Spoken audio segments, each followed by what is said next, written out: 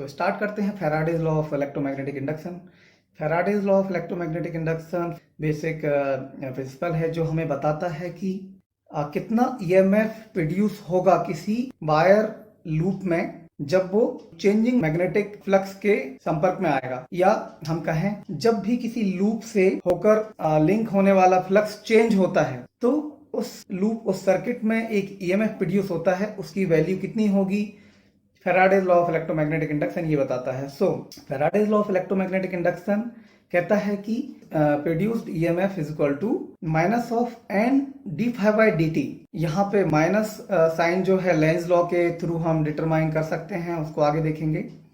और N D phi by D T, N बताता है कि नंबर ऑफ टर्न्स कितने हैं उस लूप में, उस सर्किट में नंबर ऑफ लूप्स कितने हैं। And D phi by D T बताता है कि rate of change of flux क्या है, लिंक होने वाला गुजरने वाला फ्लक्स में चेंज किस रेट से हो रहा है।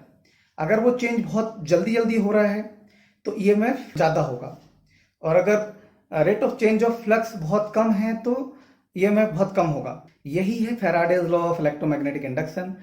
अब हम इसके लिए एक एक्सपेरिमेंट करेंगे, फिर उसका एक्सप्लेनेशन समझेंगे, और मैं पुराने वीडियोस के क्वेश्चंस को भी आंसर करने वाला हूँ।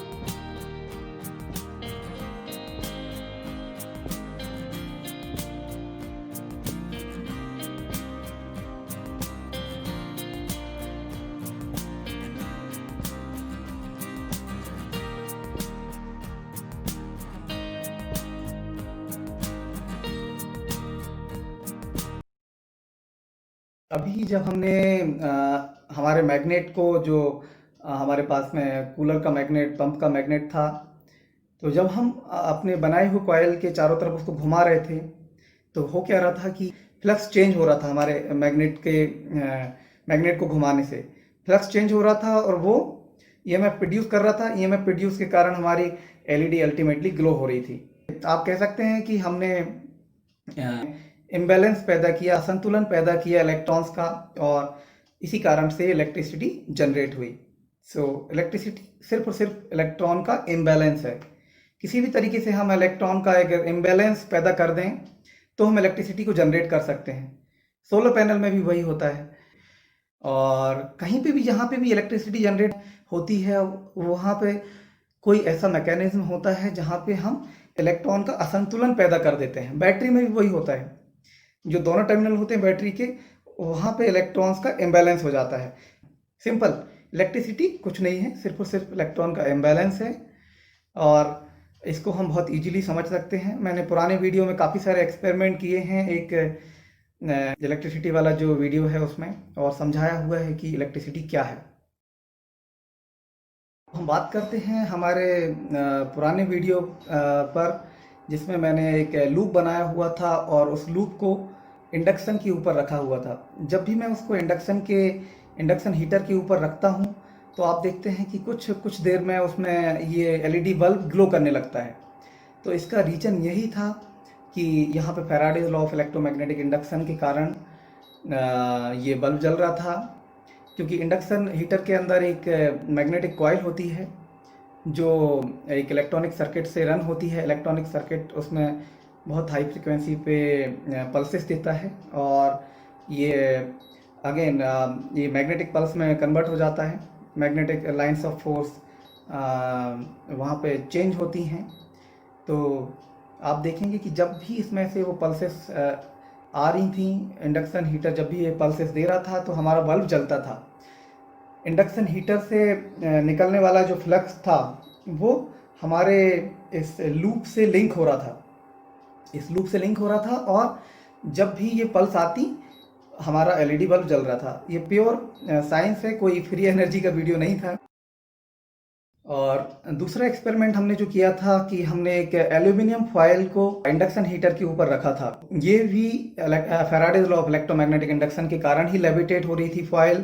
थोड़ा सा समझने की कोशिश करते हैं कि इंडक्शन से जो फ्लक्स निकल रहा था वो फॉयल से लिंक हो रहा था, और फॉयल से लिंक होने के कारण उसमें एक ईएमएफ प्रोड्यूस हो रहा था उसके सरफेस में, जिसको हम जनरली एडी करंट भी कहते हैं। Actually Faraday's law of electromagnetic induction ही है। तो within the surface current के लूप्स बन रहे थे उस पर, और ये करंट के लूप्स जो थे वो किसका अपोज कर रहे थे? वो फ्लक्स चेंज का अपोज कर रहे थे। लेंज लॉ के अकॉर्डिंग फ्लक्स चेंज हो रहा था इंडक्शन हीटर में, उसका अपोज कर रहे थे। तो जब भी इंडक्शन पल्स देता और फॉयल उसका अपोज करती, तो अपोज कैसे करती? अपोज ऐसे करती कि वो सेम पोल वहां पे बनाती। तो सेम पोल जब फॉयल के सरफेस में बनता, सेम पोल बनने के कारण वो फॉयल रिपल हो जाती, राइट। मैग्नेटिक पोल उसके अंदर भी बन रहे थे, उन लूप्स के कारण, एडी करंट के लूप के कारण सेम पोल बन रहे हैं। जो पोल इंडक्शन हीटर के कॉइल बना रही है वही पोल वहां पे बन रहे हैं, तो इसलिए वो रिपल होती है। और स्पार्क भी उसमें इसी कारण से हमको देखने को मिला, क्योंकि जो इंटरनल ईएमएफ जनरेट हुआ और करंट्स के लूप बने, जहां पे भी फॉयल जुड़ती, संपर्क में आती, तो उसमें आप देखेंगे कि काफी हैवी स्पार्क हो रहा था। वो सिंपल इसी के कारण है। और मैंने उसमें एक और क्वेश्चन पूछा था कि जनरली एल्यूमिनियम के बर्तन तो इंडक्शन हीटर में काम नहीं करते हैं, फिर फॉयल क्यों कर रही थी? उसका आंसर है कि थोड़ी सी पल्सेस देता है, क्योंकि हीटर चेक करने के लिए कि फेरोमैग्नेटिक मटेरियल है कि नहीं उसके ऊपर। तो वो छोटी सी पल्सेस जो आती हैं, वो जब मोटा बर्तन हम रखते हैं तो वो थोड़ा सा गर्म होता है, एक्चुअली थोड़ा सा गर्म होता है, और भारी होता है तो लेविटेट नहीं कर पाता। थोड़ा सा गर्म होता है उसका पता भी नहीं चलता, क्योंकि वो एनवायरनमेंट में वो हीट डेसिपेट भी हो जाती है बहुत आराम से, हीट सिंक जैसा काम करता है। अगर उसी टाइम पे जब हम फॉयल रखते हैं तो फॉयल का हीट सिंकिंग कैपेबिलिटी इतनी अच्छी नहीं होती है, और वो बहुत हल्की होती है। फॉयल लेविटेट करने लगती है, और फॉयल पिघल भी गई थी क्योंकि उसका हीट मास बहुत कम है, वो बहुत जल्दी उतना हाई टेम्परेचर अटेन कर लेती है। यही कारण है, और यही आंसर हैं जो मैंने पुराने वीडियो में आप लोगों से पूछे हुए थे। और आप उन पुराना वीडियो भी मेरा देख सकते हैं जो मैंने बनाया हुआ है, एक्सपेरिमेंट किए हुए हैं। फाइनली मैं बात करता हूँ लेंज लॉ की। लेंज लॉ बेसिकली बताता है कि अगर हम बेरिंग मैग्नेटिक फील्ड में किसी लूप को रखते हैं या किसी लूप के पास मैग्नेट लाते हैं तो उसमें इंड्यूस्ड करंट की डायरेक्शन क्या होगी। इंड्यूस्ड करंट की डायरेक्शन हम राइट हैंड रूल से निकाल सकते हैं, और मैं इसका शॉर्टकट बताता हूँ। आप यहाँ देखेंगे कि लूप है, और जब मैं लूप के पास में एन पोल लाता हूँ अगर मैग्नेट का, ये लूप जो है इस मैग्नेट के आने का अपोज करेगा।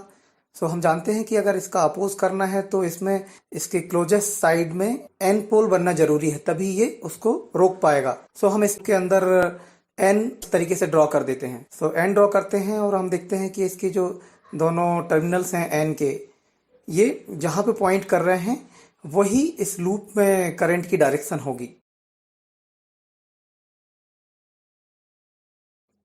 इसी तरीके से जब हम एस पोल को इस लूप के पास में लाते हैं, हम इस पर एस ड्रॉ करते हैं, और एस के जो टर्मिनल्स हैं दोनों जो पॉइंट कर रहे हैं जिस भी डायरेक्शन में, वही करंट की डायरेक्शन होगी। सिंपल, आप इसको कहीं पे भी इसको यूज कर सकते हैं। ओके दोस्तों, finally thanks for watching. Please like my video, and if you want such kind of content, then please subscribe to my channel and press the bell icon for latest update. Thank you.